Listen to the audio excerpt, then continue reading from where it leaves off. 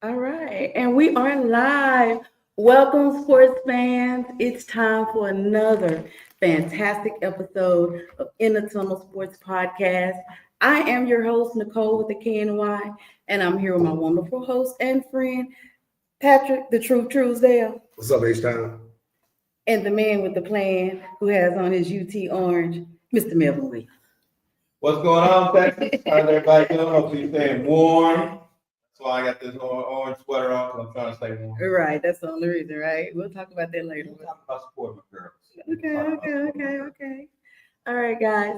So this episode is brought to you by Phantom Print Shop. Looking for top quality prints to bring your vision to life? Phantom Print Shop has you covered. From custom apparel printing and design services to vehicle wraps and wholesale fulfillment, Phantom Print Shop does it all. Whether you're launching a brand, outfitting your team, or prepping for an event, Phantom Print Shop makes your ideas stand out. Call today, 281-888-1784, or visit at 6413 Allegheny Street, Houston, Texas, 77021. All right. How was that, Melvin? I was excellent. It was excellent. That was excellent. Yeah, they do excellent. Man, I got y'all representing today, and y'all didn't tell the public. Yeah. It's fine. Well, then you had a black BT hat on. Sorry. They is cold. And I'm rocking a special hat because I had a bad hair day, but you see what's on there. You see it at the K-Rita, so it's all good. All right, so let's start with the NBA All-Star highlights. All right. So, Truesdale, I'm gonna ask you, can white men jump? Let's talk about the slam dunk contest. They said a white man can't jump, but that white boy can jump, and he jumped over cars. So, I mean, it's like, this is third one in a row. Mm-hmm. And say white man can't jump, I know he can, but at the same time, this guy got to have a good dunk coach. Because some of these guys going with him, they just thought they had it made. Go get your coach, because it's boring. So I know a lot of guys say they're going to get in there next year because we do need some excitement. If they don't, this guy going to win it again. But my thing is, what else he can do? Because he's done some creative things. He jumped over that car. Man, like, Yeah. jump. This is his third consecutive year. And he's the first player to ever do this in the history to pull off a three-peat. You know what I'm saying? Yeah. That was hard to do. Back in the day, it was hard to do. Yeah. Yeah, I would say though, he got plenty of time to practice because he is mostly a G leaguer. So he's not playing in the NBA grind every day, taking no credit away from him because he single-handedly saved the slam dunk competition. He saved the slam dunk competition. And what you ask, what else can he do? He can drive that car straight up in the lane and jump from the hood to the trunk. And then I'll fall out if he do that. But he can do it.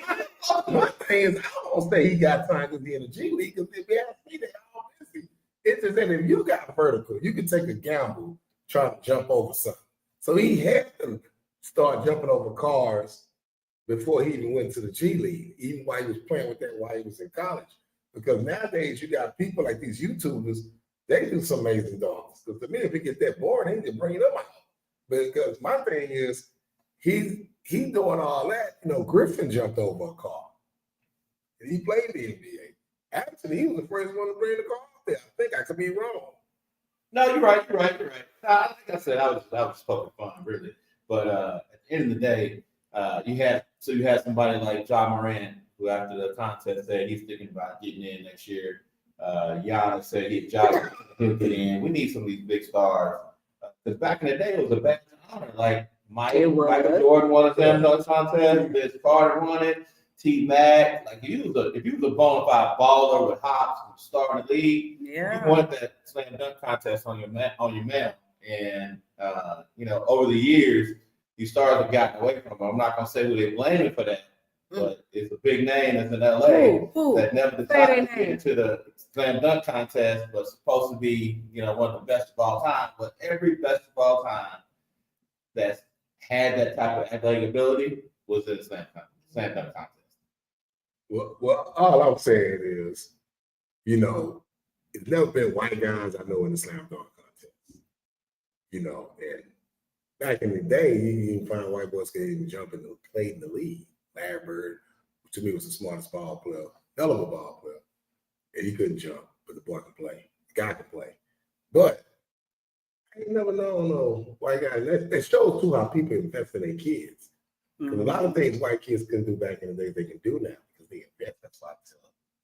Black parents, you have to invest in your kid. I'm just telling you, even if you're great, you got to invest in it. Your weakness, you got to invest in it. And so some of these people ain't, even black, no matter what color, even black ain't born to do certain things. Sure. They did invest and they got all kinds of things, the way the technology is to make you stronger, make you faster, make you jump high. And that dude weighs up what 6'1", 6'2"? Oh yeah, he's not talking.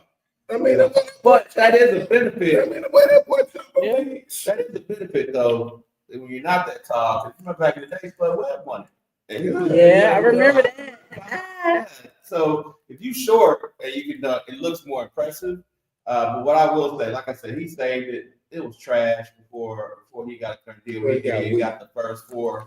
I mean, he's not the first one to get 450 dunks. Like he got 50 points for every dunk he did. He's not the first one to ever do that, but he's one of the guys, first guys who've done it in a long time. And kudos to him. He's done a great job. All right, and then we had let's see, the 3-point competition in Miami Heat's Tyler Hero. He won that, and I found out he's the 4th one to win it from Miami. So that's pretty special that they got something. Last thing like that, you gotta win something. Oh, you gotta do something. And then let's see, they also had the skills challenge, right? And there was a little it was a Chris Paul and Victor Wembanyama. Yeah, Wembanyama. Yeah, they were disqualified, and they were trying to do one thing, but it was against the rules, and it was like no. That's how Chris Paul was acting because you hate to lose. Oh yeah. And you know what? As they say in Houston, if you ain't cheating, you ain't trying. If you ain't, wait, they're saying Houston. Wait a minute, what? Isn't that the Astros saying? If you ain't cheating, you ain't trying. That's just what I heard. But at the end of the day, you gotta make a 3 shot. You gotta shoot the ball 3 times from the top of the key, and then from the side. And they basically wasn't even trying to make it. They just threw them out the rack real quick to save time. And they did. And they did. But that wasn't the point. Yeah. So they actually followed the letter of the law, so to speak. But they did in the law, in the rule, I should say, not law. The rule, it does say you have to show intent to try to make it, and they were obviously not trying to make it. But kudos to them for trying. I think the team who won? Team Shaq. No, skill competition. Oh, with the skills, it was I think it wasn't green. Team Cavaliers. I think it's the Team Cavaliers. Yeah. Yeah, Team Cavaliers. Yeah. With Mobley and Garland. Yes. So kudos to them. Kudos to Mobley and Garland for winning the skills championship. They were the first non-home team to win. To win a long time. Since it changed over to a team thing in 2022. Yep. Yeah. All right. So let's see what else we got going on. Oh, let's talk about the 2 teams, right? We had Team Shaq who took over, right? Let's see who he had on his team. Some of the All-Stars, right? And then the other team had like the non-All-Stars. Well, I know he went up against. I think it was Shaq went up against Barkley's team. So Barkley, they both had All-Stars on there, but at the end of the day, Shaq loaded his team up with KD. He had Steph Curry. He had Kyrie Irving. He had Jason Tatum. I mean, all those guys are top of their game for sure. No, not. But the game ain't nothing but a show. Yeah, they got to do something. It was like a little more competitive this year, but they didn't give enough time. They only played to 40. So it wasn't enough time for them. All All-Star games are not needed anymore. You know what a show. Think about it. The Pro Bowl used to be serious. NBA, East and West game used to be the real deal. I remember when I was a kid in 1983 when Dr. J and Magic and Bird and them, they went double overtime. It's a show now. It's not like it used to be. It's boring. So what changed? So I mean, because These days, they're about the money and slam dunk. Some of them be like scared to get hurt because people took East and West for real. The guys, they played real basketball back then. It wasn't a soft game like it is now. These guys take it soft. So if they have their reasons, they have their reasons, but it just ain't like it used to be. So the only thing people look forward to me is just the 3-point competition, the slam dunk contest. You see, they took the Pro Bowl away. And I can understand Pro Bowl too nowadays because you can run your career and all that. I can understand that. Now they just said they got smart, moving to Orlando. And it's Orlando? Yeah, Atlanta, Vegas. They have a flag. Man. I mean, when last time you heard somebody get hurt in the Pro Bowl? I'm sure it's You don't happened. get hurt. I'm sure it's happened, but I've never heard somebody say, "Oh, I can't play next year because I got hurt in the Pro Bowl." Well, those football is such a risk. Those guys are not going to play because if their contract is up, they're not going to play. I wouldn't play. I'm going to be honest with you. Football is just a difference. So back in the day, those guys played. Yeah, they played back then. A lot of them got hurt too. I never heard. Like, name one person. I can't name one person. So it wasn't. So if you can't name one person, that wasn't an issue. It wasn't an issue because if one or two people got hurt playing the Pro Bowl game, at the end of the day, this boy don't have no heart. I remember the boy last name. His last name was Spellwitz, and I know He wasn't no All-Pro. He wasn't no star. They played. At the Pro Bowl. They used to play this flag football. They had a tradition thing where they played flag football Before the game. Before the game. Yep. Yeah, that dude broke his leg out there on the sand. I do remember that. And because they were playing on the sand. They weren't playing on the field like they normally do. It's a risk. Like, I made a call out. Like, who want to watch flag football? Who want to watch a bunch of grown men run around and play flag football that's supposed to run around and hit each other and run plays?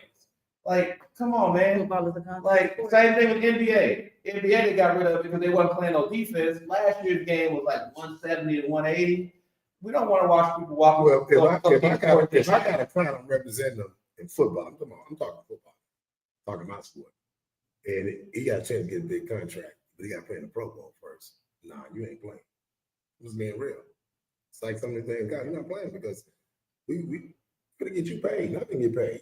He ain't messing up. I got a family feed. He got a family feed. Guess what? You got a lot of people that got 4-year contracts, 5-year contracts, 6-year contracts, and they're in year 1 and 2. Why them boys ain't playing? So I get it. I give you one. If you're in your last year contract, don't play. But if you ain't in your last year contract, why you robbing the fans? Of what fans used to go to Hawaii every year.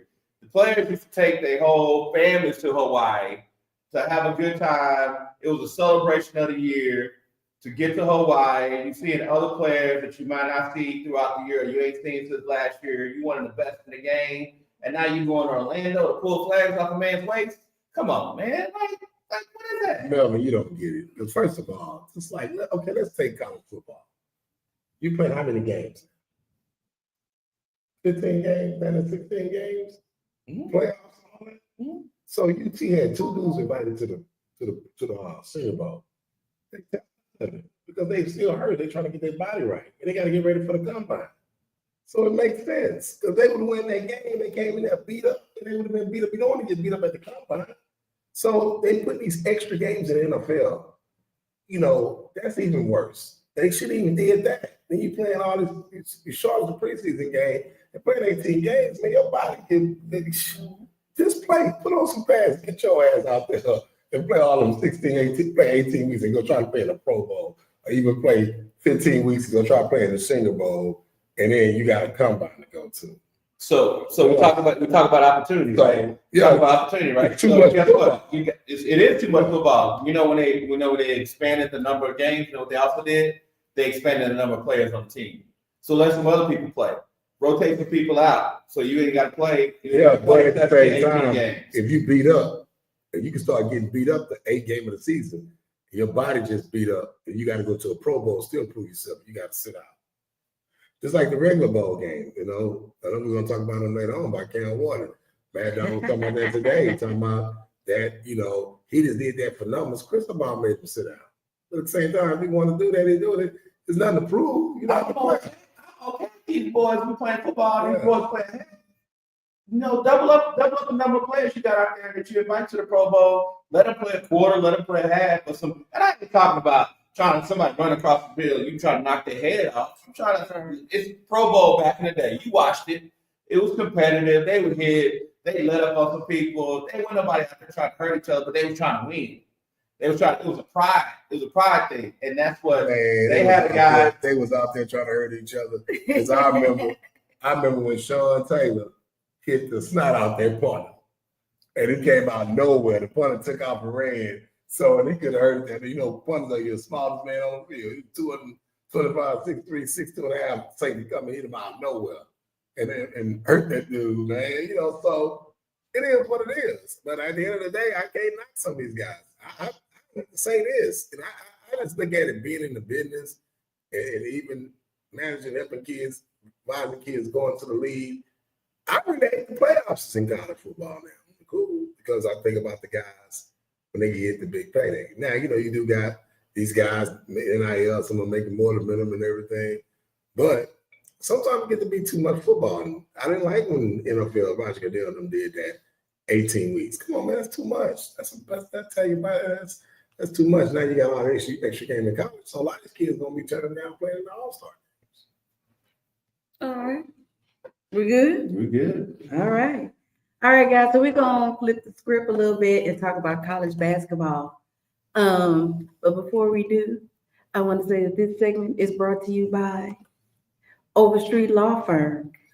Facing a legal storm? Do you need your criminal case dismissed? Unsure where to turn? There's only one name to remember: Brian E. Overstreet, the bow tie lawyer. Call the bow tie lawyer, Brian E. Overstreet, at 281-820-4LAW. All right. So, college basketball. Auburn beat Alabama 94-85. What happened? That's one of the most funniest things. You got the Iron Bowl in basketball. Two teams are true football schools, and they 1-2 in basketball. That's just crazy. And the game was angry like the Iron Bowl because one of the boys tried to save the ball from Auburn and got into it with the fans, not just with the student body. It was a grown alumni. They was getting into him, but you know, Auburn coach been around. He's a hell of a coach. And he, the dude doing a good job in Alabama. And I love it. It's fun to see it. I know we're going to talk SEC basketball pretty soon. Talk about that on the show pretty soon. But SEC is for real. It's for real this year. I mean, it's officially changing of the guard, right? It's no question about it. You know, back in the day, you remember, you know, Fab Five. Well, SEC always been good. They never got their props. I'm not saying they haven't been good. I'm not saying they haven't been good. But at the end of the day, who's got a more well-established basketball program? Indiana, Michigan State, or Auburn and Alabama? When you start thinking about basketball, just basketball. Period. Be honest. Don't try to like, oh, they always been good. No, you just think about Indiana, Michigan I said SEC. I know. So who in the Arkansas won a championship. They did. Yeah. Last time it was good. They've been good. They was good a couple of years ago, but at the end of the day, if you go back when Malik was playing, they man, they won NIT. No, I'm talking about traditional. Okay, traditional. You know who got the most traditional basketball program? Duke and North Carolina. No, Kentucky. Stop. Even that red, they coach them. So they got their history. Kentucky better than UCLA. They more traditional. Who got the most? UCLA got the most. If you really want to say who got the most. Like, come on now. Listen, if you're going to flip the fact, you said the most. Yeah. You said the most. I know you went to UT, but one thing. I didn't mention UT. Okay, can I say this? Can I say this? Now, he didn't mention UT, right? Not yet. Only thing I'm saying is, I know you graduated from UT, and I know y'all have a problem staying on. Y'all let ADD, just stay in one subject, stay in one lane, because here's the deal. You mentioned UCLA, and they not in the SEC. Now, when he started out talking about Michigan and Michigan State, talking about tradition, and then you're going to compare it to the SEC, you're going to mention Auburn and Alabama. I'm talking about the whole conference. Because at the end of the day, there ain't going to be 4 teams in the division. I'm just saying, back in the days, it was still good. They just didn't get the props, and they still won championships. So Arkansas won after that. You had Kentucky won it. You know what I'm saying? And then you even when McKeeman played in the Final Four, Dominique Wilkins came back, they probably would have made it to the championship. He came out there and Georgia even made it to the championship. All I'm saying, brother, is Florida won it, what, 3 times in a row? They were first school to win it in basketball and football the same year. So I'm saying, the way I look at the SEC right now, they've always been good. They look like the Big East back in the day. Big East had 3 teams. Big East had 3 teams in 1985. You had Georgetown, you had Villanova, and you had St. John's. The way it look like, it's going to be 4 teams in the SEC in the Final Four. And the crazy thing is, SEC football didn't get to the championship. They all doing the football coming. They know football, but the SEC conference always been good. And like I said, we talking about traditional programs. The biggest traditional program is Kentucky. You could say UCLA, you could say North Carolina do. In the day, they all traditional schools. Kentucky got the tradition, and Kentucky got bigger tradition anybody in the Big Ten. You said one name, Michigan State. Kentucky got bigger tradition than them. I mean, come on, man. I agree with you. I'm glad you said that because UT beat Kentucky this past Yeah. Aren't you glad? So, thank you for the shout out. Thank you for the shout out to all. Yeah. Thank you, that Kentucky Wildcat. You know what? Good game. And when the last time Kentucky won it? About 4, 5, 6 years ago? It's been a minute. Yeah, but they won it though. SEC school won it. No, for sure. Yeah. So I mean, and I think the Texas A&M girls won it 1 year. No, they almost did. But all I'm saying Their is, coach left right after they lost. at the end of the day, you talking about basketball tradition. You talking about this conference really never got props, always been good. But they on the top stage right now, more than any other conference. And like I say, 4 teams might be going to the Final Four. Florida is good. A&M is good. Mississippi State is good. Watch them yesterday. Okay. You know, and So- Florida ran the table at one time. 3, I think it was, I know 2 in a row. I think it was 3 in a row. So the point I was trying to make originally is kids from the South felt like at one point in time to go play at big time school, they had to either go to ACC, Duke, North Carolina State at the time, or you had to go to the Big Ten with Michigan, Indiana State. And my example of that was the Fab Five. You had Jimmy King, you had Jackson. Those boys from Texas. Those boys from Texas, and they went to Michigan to do the Fab Five. Why did they feel like they couldn't do it in the SEC schools at that time? That's where kids. Well, you said SEC, but look at the draft. They had lottery picks. You had Jones, number 3 from Mississippi State. I mean, come on, man. You can finish. Did I finish? Yeah. Okay. And I'm really agreeing with you. You keep jumping in. No, what you said ain't true though. I ain't agreeing with you though. Because you said that. The Fab Five most popular college team ever, other than Los Angeles, ever. You got Los Angeles, you got Fab Five. Maybe another popular. What you said was, and number 2 boys from you Texas. said that guys want to go play at basketball schools. They figured they had to go to the North, to the Midwest. That's not true because U of H whole basketball team was from Houston when they was winning high. Elijah was from Nigeria, but he couldn't play. He couldn't dribble and chew gum at the same time when he came in because he learned how to play in H-Town. So if I go back, you know, U of H never won it, but they got there, 3 years in a row with a Houston team. I look at Memphis. A lot of their guys, all of them come from Memphis. You know, I look at the team Nolan had. A lot of those guys come from, he came to Texas, got my boy Ray Big, but at the same time, they came from Memphis. They won a championship without the guys from being from the East Coast. So some kids did stay down south. Some kids just went to basketball traditional schools. That's all that was, because Malik almost went to Michigan too. You know, he chose Vanderbilt. Because what's his name in Austin would have never been there. Malik would decide to go there. That's facts. Ray Jackson. So you're making my point. Well, no, but you're not making They felt like kids felt like I needed to go to up north. No. I'm not saying you didn't have kids No, stay you had a down. lot of kids that did stay in the South. Some Of course, kids but they did. got to play somewhere. They got 20 spots in Michigan. They got 20 spots in Indiana. I'm saying. You said it's the opportunity presented itself. So, like Malik said, he's talking about going to Michigan. Opportunity presented itself for them kids. Some kids That's don't what they go show. where the best decision at. You know, you might go to a school that's known for basketball, and they're gonna go there because they ain't like Michigan is really known for basketball now.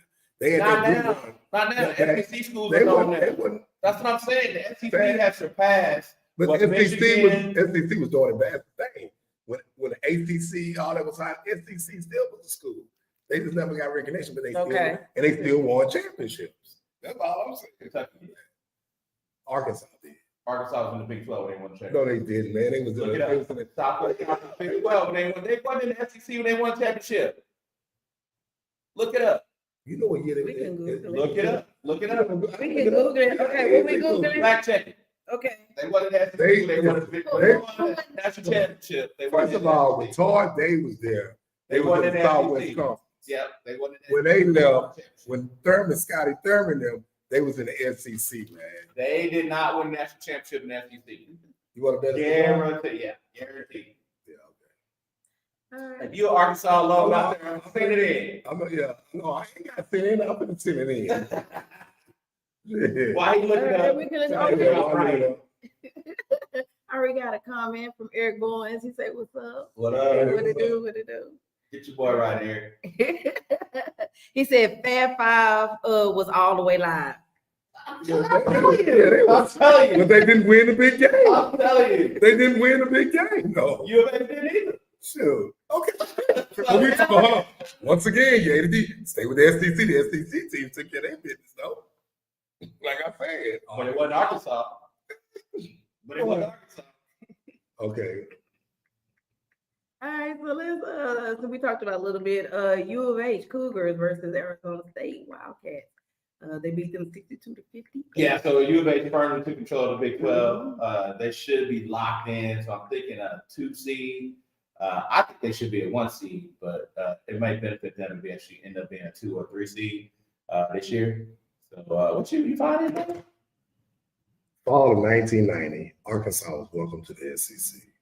What year did they win the national They championship? won the national championship like 94, 90. What? 94. So what I need you to do that. Oh, when they do that. What up? Come on. They came in 1990. Those boys weren't even in college in 1990. Until they told me the year they I got to okay, doesn't matter. Sure, that's all I got to say. Let's see what Eric say. He said it don't matter. They have a 30 for 30 U of H. What it was called? What it's called? What? They 30 for 30. Hellraiser, whatever it's called. Who that? Arkansas. Oh yeah. You know what it is. Hellraiser, 40 minutes of hell. That's what it's called. Something like that. Nolan Richardson. Yeah. You know, they wasn't the smart guys. You know, Duke was the smart guys. You know, they wasn't smart enough to beat Duke, like you said. They played fundamentally ball, discipline ball, and they smart. You know, Arkansas couldn't play with them. They had too many black boys. And they had a black coach. They tried to run out. But they had Bill Clinton behind the bench at the time, at the game. And what they do? They kick Duke ass. So at the end of the day, they weren't supposed to win. And they was representing the what? SEC. Beating the so-called traditional basketball conference, ACC. Yeah. 40 minutes of hell. 30 for 30. Look it up. You got to watch it tonight, too. You're going to get my cigar. Do y'all feel like answering the question? What's What up? question? All right. Eric wants to know who y'all think best men's basketball team, NCAA. Ever? Ever? That ever, I guess. Today I am. Best team of all time. All time? I got mine. I already know. I'm ready. Well, man, I mean, you talk about best team all the time. You know, all the UCLA teams. I love the 80s. You know, U of H had the best team, just couldn't win it. But my favorite team in the 80s is Georgetown. Okay, Georgetown. My favorite team was them boys. Them boys, them running rebels, UNLV, with Larry Johnson, Oh, yeah. Anthony, Stacey Augman. Them boys was cold. They had swag. They was coming out of Vegas. They weren't a traditional power. They weren't on anybody's radar. They went out there and made UNLV put them. UNLV was always on the map. Clark Kane always put them on the map. They always had players went out there. You know, yeah, one of the best players from Houston went out there. Matter of fact, the man learned the system from Jackie Carr. He said, if you want Billy Owens, you got to learn. Now, Billy was like, the guy named Billy, Wendy Wheatley, he said, you got to learn my system. Then he had Reggie Theus went there. Then they had a bunch of then Larry Johnson. All them guys came from JUCO. None of them really have grades. And he rebounded and picked them up. And they were highly recruited because Larry was supposed to go to SMU, but he didn't pass the SAT, so he went to Odessa Junior College. And then Sturr and them came from St. Jack. is probably the best basketball. I got the best alumni over a lot of top basketball schools. A lot of guys made they stop there. Walter Berry, and this goes on. Even still, Steve Ramsey went there for a year. So I mean, it was a pause. They had the squad. He ended up being his best team. They had a squad. Yeah. Okay. All right. So Eric agrees with you. Melvin says UNLV. That's what I'm talking about, man. Appreciate the support. Hey. Calling in. He'll be here next week. 1994. I think that's when Clean got out the championship. Yeah. All right. Well, shit, Coach Cal there, Ray. Yeah, next. Yeah. All right, let's talk about girls basketball. Melvin, aren't you glad you wore your orange today? Yeah. My Texas Longhorn girls are number 2 in the country. Right now, they actually beat South Carolina. Kudos to beating them Gamecocks on Super Bowl Sunday. And kudos to SEC because they are good in girls too. Kudos to let's know. I mean, they're defending champions. It's a big honor to beat a Don Staley coach team.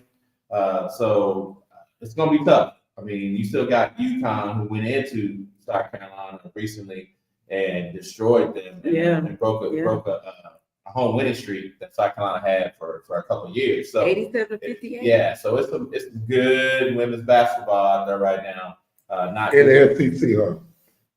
Yeah, it's Texas in the SEC. Well, I know that.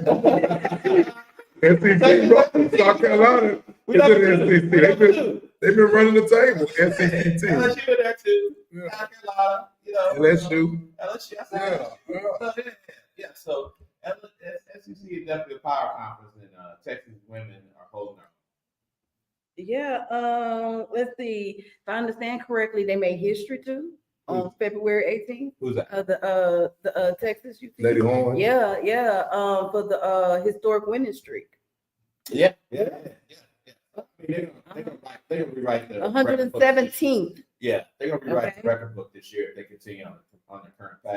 So what do you think will happen to the boys, Coach Terry? You think he gonna? Well, I mean, they faced some injuries. Weaver hadn't played, and he was a key part to the team last year. They thought he would be a bigger part this year. He's been hurt most of the year. One of their big men have been in and out of the lineup. So they got a wing by the last name of Mark who played well against Kentucky. You got Trey Johnson, who's going to be a lottery pick. He's a one and done guy, but he needs somebody else to step up. So you got to get the Mark. I'm calling you out. You got the ability. You can be consistent. If he's consistent, like they say in a tournament, guards help you win a tournament. But they got the big guys and they can make some noise in the tournament. They got to get consistent. I like to see the guys from South Texas win. Coach Terry. Yeah, I like Terry, but that's seated and also stay high. What recruiting class? Who you got coming in? I'm not as informed with all the commits for the upcoming recruiting class, but he's got a top 20 recruiting class coming in. It's about replacing Trey Johnson though. Trey Johnson was a one and done guy. That was a big kudos to get him to come this year. So we got to turn. I mean, right now we're sitting at the 10 seed, beating Kentucky, and it's lost to Alabama for that, right? I mean, Alabama number 2 in the country. I'm just saying, but you lost to Alabama. Yeah. How you get lose Alabama? You know what I would love for you to let me in the code names. You know who y'all got coming in recruiting. Okay. He was up there, Because he is the man with the plan. Yeah, he man with the plan. Y'all tackle like football. I know you know everything amazing when it comes to football. But y'all baseball. How about the boys? Yeah. Baseball. We got a top 10 recruits last time into baseball, so we go. And we went to the College World Series last year. You know what I like about you, man. We contended.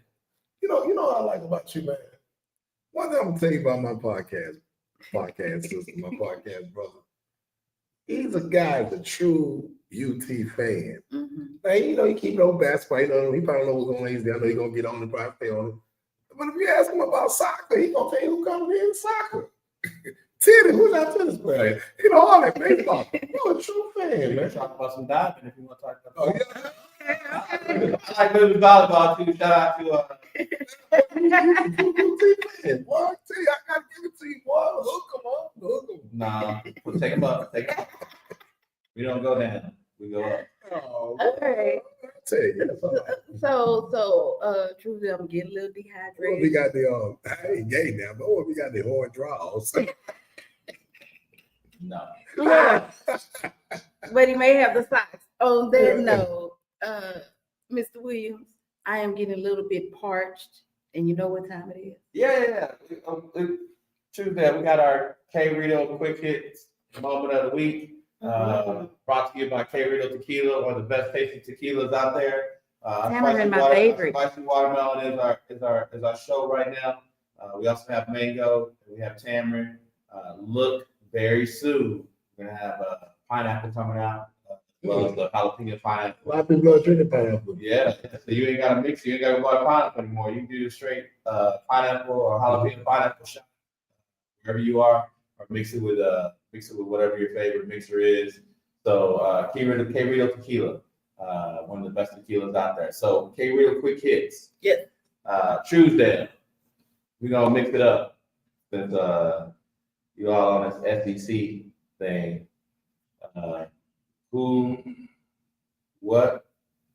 Give me your top 3 SEC football teams of all time.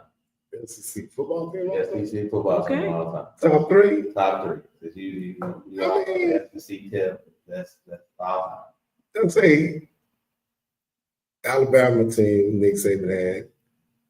Georgia, Herschel Walker was their number 2. And I'm gonna say LSU team when they won a championship 2 years ago With Jay Daniels? with Broadway. They had a team, man. With Jay Daniels? No, I said 2. Well, 2 years ago. my bad. My 3 was With Burrow. You know what? I might have put them number 1 close by the Alabama team because you had Jamar Chase on that team. Yes. You had Landry on that team. Well, here's the catch you got to understand. I was down at LSU in the spring. Joe Burrow stalked up the indoor facility. Like, that dude was horrible. Like, that dude should be starting. Mm-hmm. No, all of a sudden, he ate some Wheaties or did something. But when I watched him, because UT was throwing them tight windows and throwing them, man, I said, whoa, this dude was the most improved, not just quarterback, college player, period, all time. Yeah. And they had a team, like they had the best receiving core. All praise, it ain't D-line. That's the best SEC team to me. It's definitely the best SEC team in 2000. Yeah. I'm sorry, they had a perfect season and could not be beat. And went down to Tallahassee and whooped their butt. Little running back. I mean, they had all around thing. Yeah. That LSU team, I would say LSU, definitely Alabama, the Alabama team, and the Florida team with Tebow's on there. Yeah, they had a good team. You gotta get it credit. Yeah, I give it credit. Yeah. They couldn't stop it. You knew what was coming. You couldn't stop it. I just think Herschel Walker is my favorite running back. You know, I mean, I know we talk about him as a person. I know he got out there, but let's talk football. He was bad for it. No, it's bad. That's why I came as a true freshman player like Well, Herschel ain't in the Hall of Fame, is he? But in college football, No, NFL Hall of Fame. he's not going to the Hall of Fame, man. I mean, they traded the man for AP, but look here, Herschel Walker saved y'all life. Let's just be real. Trying to Dallas. Walker football on the field. Herschel had too many mental issues in the league. I Don't get me wrong. He did good, but he didn't do great. He didn't do what we expected. And he had a lot of issues. He had a lot of issues. But at the end of the day, he was a bad boy. He was my favorite college running back. So he's that. But you know, I got something for you. Who's your top 3 girls basketball? Oh, man, I would say number 3 right now would be Lisa Leslie. Mm-hmm.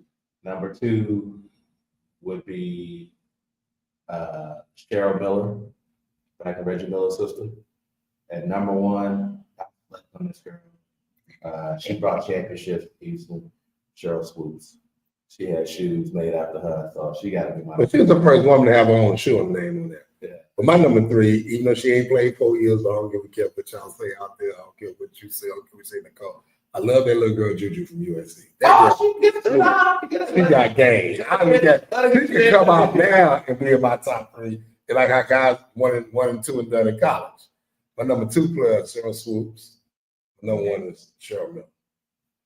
Okay. Yeah, I went back and forth, but I was gonna say Cheryl Miller or Cheryl Swoop, but I gave Swoop because she got the That's a shoot. good one. What? The shoot. Why don't get Then if it caught? doesn't on the other.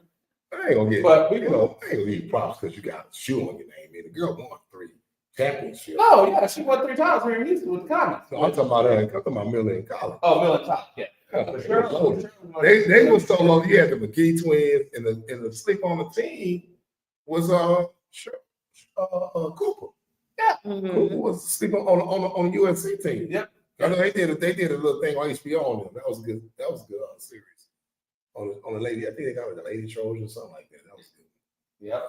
All right. So, Melvin, we talked a little bit about the NFL franchise tag, and I was kind of Before like, we go there, though, I want to give a shout out. We talked about women's basketball. Okay. Give a shout out to she was the MVP of the game last night. Kendall Ford. She plays for Pearland Dawson. They beat Katie Taylor last night, and it wasn't even close. It was 60 something to 30 something. Kendall Ford went for 24 points, 15 rebounds, 4 assists, and they're on to round 4 in their hunt to go to state. So shout out to Kendall Ford. I've known her since she was really born, basically, because her and her father. Her father and me are real good friends and stuff. She's doing big things. I call her Agent Zero Blue Shoes because she's rocking the blue shoes, wearing number 0, and leading that team on a playoff charge. So she pretty much gave you a crossover when she was in the 6th grade. Nah, she still can't beat. So. Oh, right now. She still can't beat me. That big boy, he's gonna struggle to beat me. I still got that. oh boy. I mean, I slept that too, so I really got that. How much K-Rito in your cup? I want to shout out to girls basketball. My boy Mike is at a private school that wasn't supposed to be on the air today. Things happened, some typical problems happened. Couldn't make it. They wish him luck this weekend. I know they got to play Second Baptist, big game to get to the playoffs. And this kid have a program. This guy have a program with a lot of underdog girls, and he's doing a hell of a job. I forgot the name of the school though. It's the Legacy Purpose. No. It's a private school. That's a charter school. Oh, okay. So we get a shout out to Mike Morrow. Good luck this weekend, brother. Okay. It just came across, so Dawson's playing Summer Creek this Friday, February 21st, 6:30 out of Deer Park High School. So if y'all want to go see some good high school, once again, I've gone to several of these games. It's some good high school games. All right. Yeah. All right. Are we ready? Let's do it. All right. So we talked about the franchise tag, right? Mm-hmm. And so I'm a researcher, so I'm gonna look it up. And so I'm gonna give the definition, then I want you to break it down. Okay. All right. So it's the exclusive franchise tag protects the team's right to negotiate with the player, but it raises the pay to the current average of the top 5 salaries instead of averaging the previous 5 years. Correct. So break it. So Break it down. Bottom line is franchise tag is a way of keeping your best player on your team for at least 1 year, sometimes 2 years. They put in the contract sometimes if you can't franchise a player more than 1 year. They negotiate that in their contract at times. But at the end of the day, it was created to try to keep the best players on the team, to try to keep some continuity because fans were getting, day of free agency, right? My guy back in the day, you knew, I'm a Cowboys fan, so Tony Dorsett played for the Cowboys. You didn't know him playing for other teams. Now you got players that will switch around different teams, and it just takes away. It takes away from the fandom, but at the same time, you want the players to have opportunity to maximize their work. So with the franchise tag, and this is where it gets a little, now you got players coming in the league that can play multiple positions. I.e. Michael Parsons. Michael Parsons at Penn State was a linebacker. He came into the league as a linebacker, and now he wanted to be listed as a defensive end because the DNs are getting all the money, right? TJ Watts of the world, Myles Garrett of the world, all that good stuff. Well, it's interesting now that when you look at the average of the top 5 players at the positions, linebackers actually average more than defensive linemen. Here's the reason why. Okay. They take the whole like defense. They don't just take the ends. So you got nose tackles on there that are not making as much money as a D end and getting the sacks, right? And so with the linebackers, if they're playing a 3-4, and you know about this, you're not a defensive end if you're playing a 3-4. You're a linebacker if you rush. They go classify you as a linebacker. So a lot of these teams that are playing deep, they're playing 3-4s. Their Russian linemen are actually qualified as linebackers, and so that's raising the price up.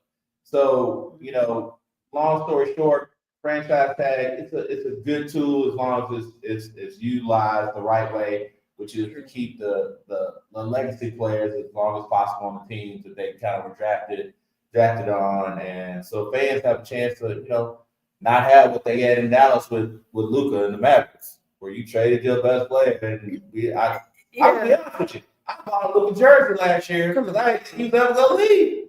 And so fans were buying jerseys, and then you turn around and trade a player that should never really get traded. So that's the franchise tag. So the reason why I'm talking about it is this past Monday, the 17th, was the first day you could franchise tag a player.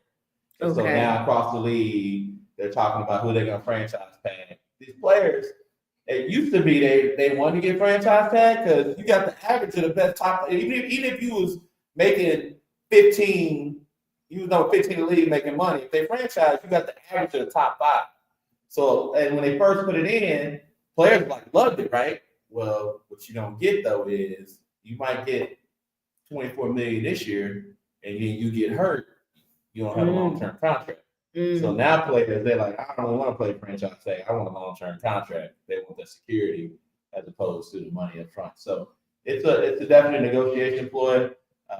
We're gonna see who. I think the Texans were looking to maybe franchise tag a couple of different people.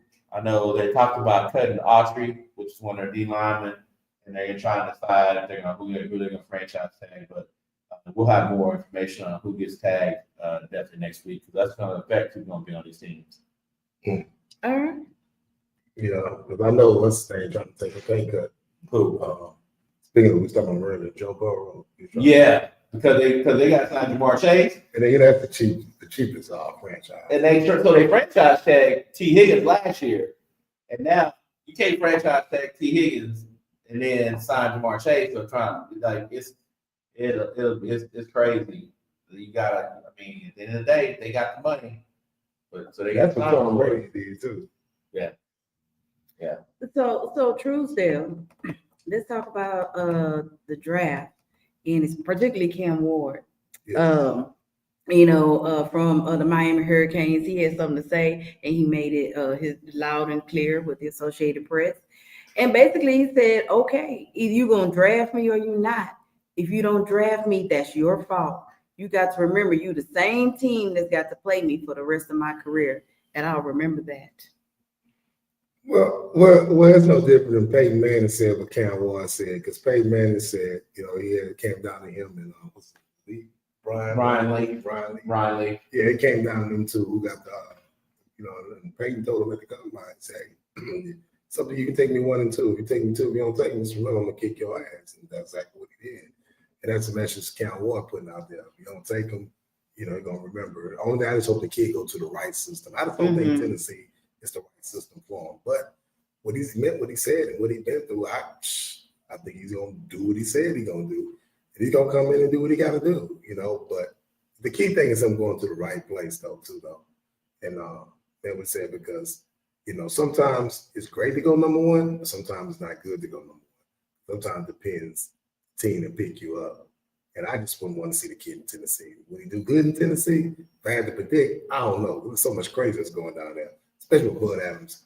Bud Adams' daughter, I'm a true Oilers fan, as the Titans and everything. But not the same. But not the same on either. But I think he'd do better getting past. I think he'd do good in New York. I think there's a lot of places I think he'd do good at. But he's definitely no one quarterback taking. I can tell you that right now. But if you don't take him, he'll prove that too, though. Yeah, I can appreciate that attitude. But when you really think about it, I mean, he don't really play hard against two teams because he's gonna be a top 3 pick. He's either gonna go first, second, or third. So when you say if you don't draft me, you're gonna feel it. Like, I mean, I would have, and I appreciate that too, for sure. But I want to hear somebody like Kelvin Banks say that, just like Randy Moss said it back in the day. And he killed the Cowboys every time. He killed a lot of other teams every time he got on the field. Because he's like, I'm going to show y'all what y'all missed out on. Like I said, Peyton Manning did the same thing. So just Yeah, but one team, I want somebody that got that same dog, and I'm giving Cam Ward credit. I want somebody got the same dog Cam Ward got that's getting drafted 11, 12, 13 to come out and say it's the same thing, and then go out and prove it next year or the year after. Like, prove why you should have been in the top 5. Like we talked about my boy Kelvin Banks from UT. He came into this year, projected as maybe a top 3 pick if he played like a top offensive lineman, but he gonna maybe go down as low as 20 based off of you better see it next week when you go to the combine. That's one of the cats I want to hear about because I'm disappointed in what he ended up playing like last year. What I've already heard. Well, Cam Ward said something earlier this year. He said he's the best player in the country. I remember that.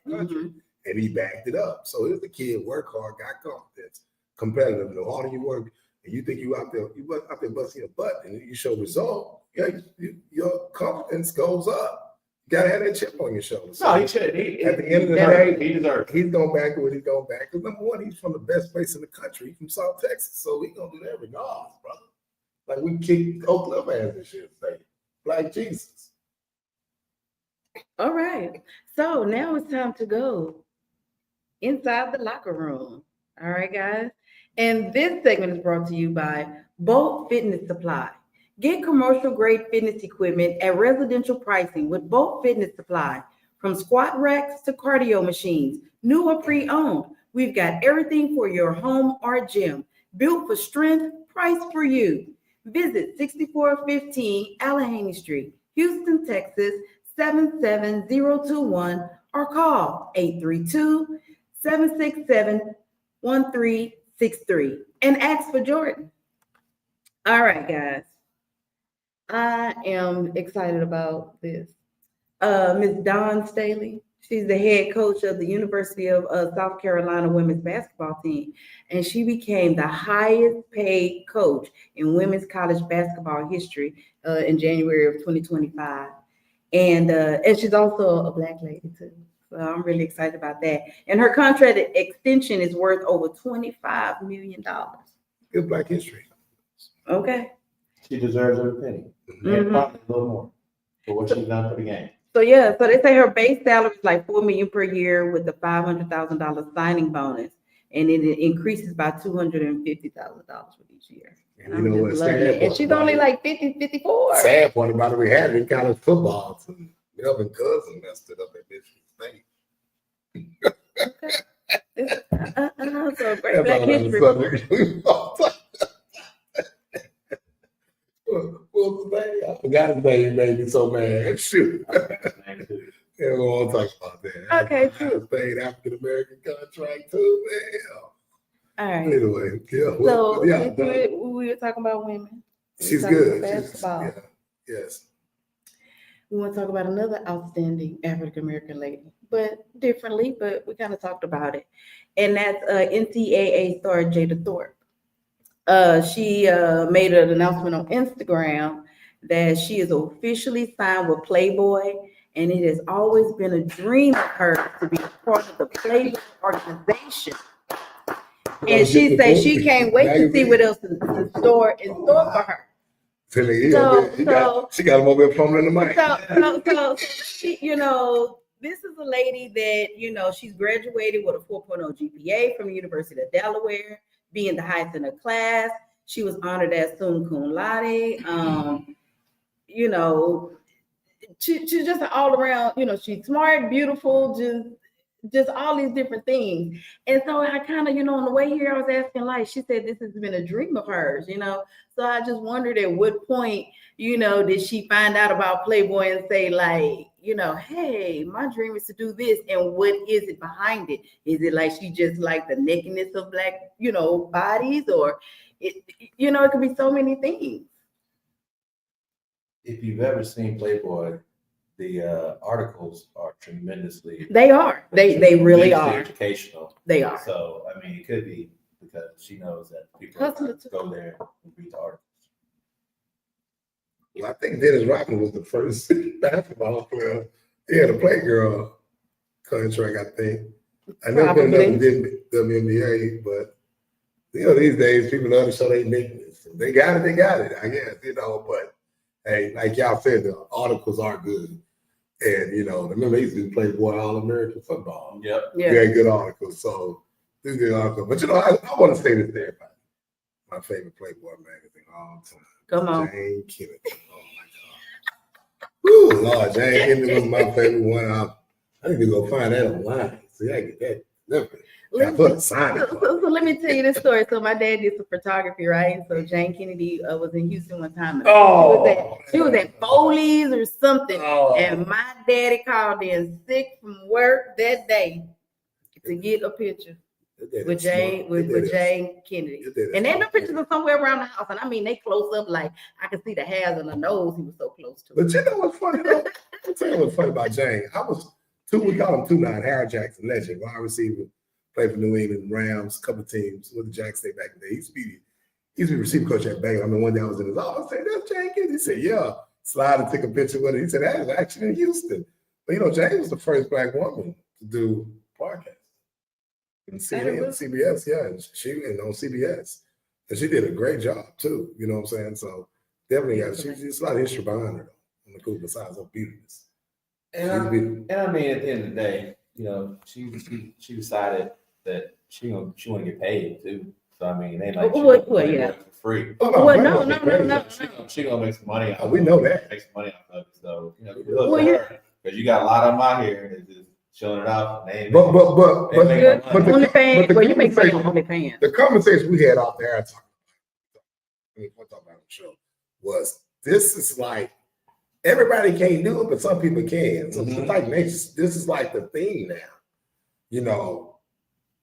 Back in the days, not trying to. It was just different. The families you come out of, or where you worked, or what you did, or why you doing it. Yeah, you know what I'm saying.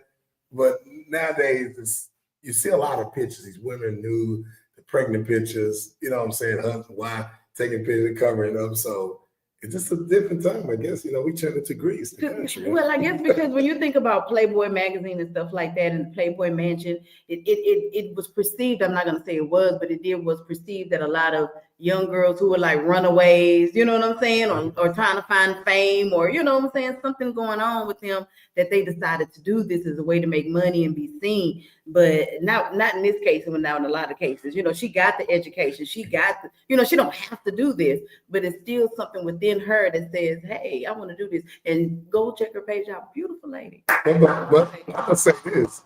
You were saying about the runaways. I mean, how Playboy was, but I know it's another subject. But if Hugh Hefner was Black, they had all kind of stories like R. Kelly on them. That dude should have been in jail. Oh yeah. 14, 13 years old. Yeah, of course. They had a big story. They'd be in jail. Of course. All right. So before we end this segment, we got to do a truth for Truesdale. All right. What you got for us? The truth is out there, let everybody know. Me and Melvin had the argument earlier about the SEC basketball. Melvin is hard-headed, everybody. He just don't listen. And then he tells me Arkansas was in the Southwest Conference. Everybody knows Arkansas was nowhere in the Southwest Conference in the 90s. For spring and night after that. I remember seeing Arkansas play with Todd Day there. Come on. But, at the end of the day, Malik Evans, my friend Malik Evans, our basketball guru. Shout out Malik. Our basketball guru on Entertainer, Malik Evans, played at Vanderbilt, which I know all y'all know he's been on the show several times. And then I'm always talking about this, Nicole, how they don't respect SEC basketball and they still win. They got one of the most traditional programs in the conference. And then they about to be like the ACC, have 4 teams going to the Final Four. The truth is, SEC always been a strong conference in men's basketball. Girls too, but especially men. The girls strong this year too. And bringing Texas in and Oklahoma in, even though they up and down, but they still have some good basketball programs. But make it even great football. But the truth is, respect the SEC. That's all I got to say. And it's gonna be an SEC team who will win a championship. I'm gonna let y'all know that right now online. Sorry, but it ain't gonna be UT though. But it's gonna be an SEC team. Okay, well, we got transparency. Respect the SEC. I respect their basketball. And man, I need to take time to look at Nolan Richards 40 minutes ahead. I need to see it again, so you can see the SEC on their jerseys and everything. Yeah, say it again, man. Because you're blind in one eye. You're blind in one eye. All right, so Melvin, do you have any leaving notes, thoughts? Shout out to all the high school basketball players, boys and girls, as they work their way to state. We're rooting for them all over the state of Texas.